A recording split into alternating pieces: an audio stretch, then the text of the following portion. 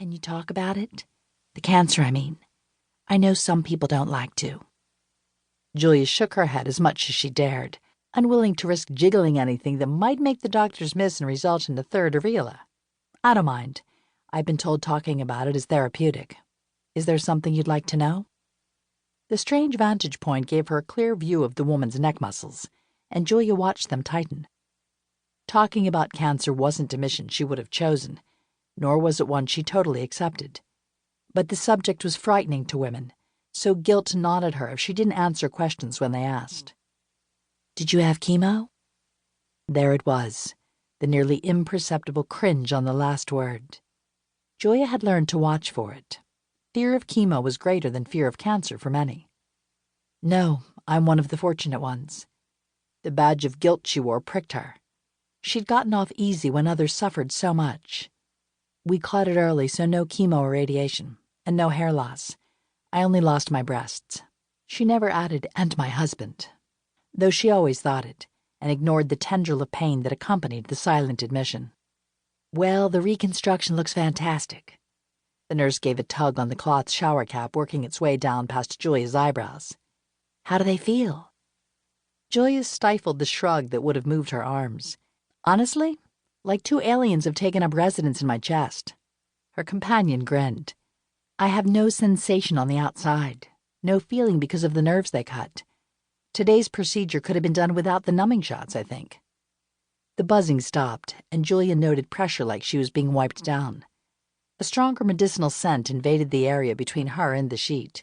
Sometimes nerves regenerate, though, so don't give up on that yet. 2 years and not even a twinge. Regeneration wasn't going to happen. But nobody touched them anyway, so fretting about it seemed silly. The nurse started to get up, then hesitated. I have a biopsy scheduled for Friday. Her bottom lip, which had curved up earlier, now had teeth dug into it, which still couldn't control the tremble. If her arms had been free, Julia would have pulled the new member of the sisterhood into a hug. As it was, she could only embrace her with words. You're doing the right thing, staying on top of it. Early detection's the key. We didn't even know it was in my left breast, too, until the post-op report came back. The young woman's eyes widened. You were brave, going with the bilateral when you didn't know for sure. No, honey, I was terrified. So don't try to make me into a hero. I just didn't want to live in fear the rest of my life. The woman's chest rose and fell with what Julia hoped was a steadier breath as she tilted her head toward the sheet. Sounds like they're getting finished. You've done great.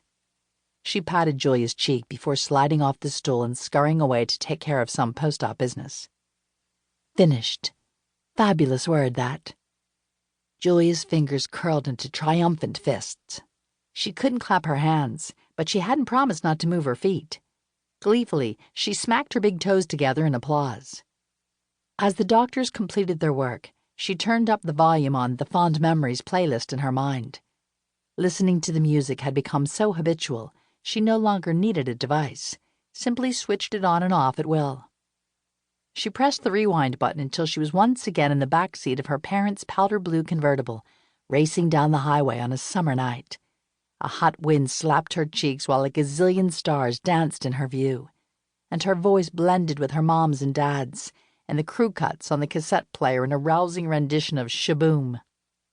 3 repeat plays and the doctors were done. An hour later, she stepped into the sunlight with the playlist Survivor running through her head, along with the new mantra. Invisible, maybe, but not dying. For the first time since being diagnosed, after 5 million tears, 4 panic attacks, 3 surgeries, 2 years, and 1 divorce, Julia left the hospital with her designer breasts and her head held high. In that order. Hold on a second, sweetie. Mosquitoes are eating me alive. Julia lit the citronella candle, hoping it would keep away the pests long enough to finish the telephone conversation with Melissa without having to move inside. The temperature on the deck was balmy and perfect, but the pesky insects seemed more plentiful than usual for western Kentucky in late May. You ought to see them up here, Mom. They're like the size of bats. I've heard Alaska grows them big, but that's sort of an advantage, isn't it? Julia pulled the phone away from her ear long enough to smash one of the creatures who'd chosen her right pinky for his dining option. They can't sneak up on you. Wondering if perhaps the mosquitoes were coming up through the